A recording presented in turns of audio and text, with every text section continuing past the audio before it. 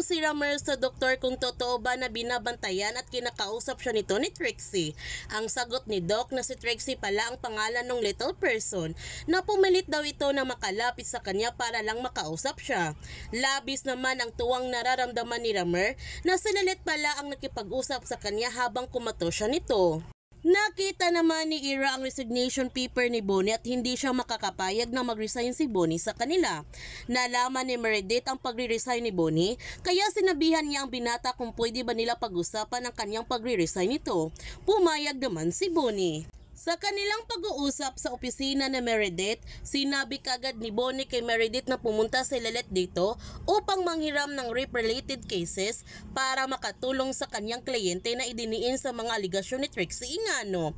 Sobrang nagulat si Meredith nung narinig niya ang apelyido ng Ingano. Gayon pa man hanggang ngayon, naglalaro pa rin sa isip ni Lilith na papaano kung isang biktima talaga si Trixie at binabagabag pa rin si Lilith ng kanyang konsensya, kaya naghahanap siya ng ebidensya para mapatunayan niya sa kanyang sarili kung isa ba talagang biktima si Trixie at hindi ito nagsinungaling sa korte. Kaya huwag natin palalapasin ang kapanapanabik ng mga tagpo sa Lilith Matias.